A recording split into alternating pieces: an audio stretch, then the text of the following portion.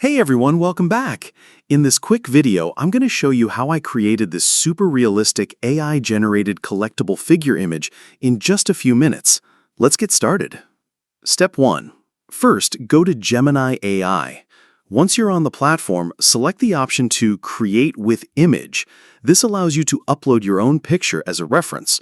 I uploaded my photo to use as the base for the design. Step 2. Next, in the prompt section, I used a carefully written prompt. You'll find the exact prompt I used in the video description below. Just copy and paste it or customize it however you like.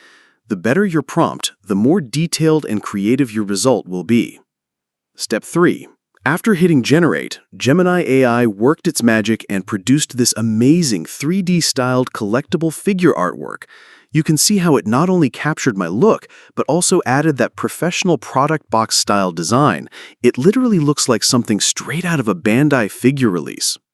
And that's it. In just a few simple steps, you can turn your own photo into a stunning AI-generated collectible figure image. Play around with different prompts and styles, and you'll be amazed at what you can create.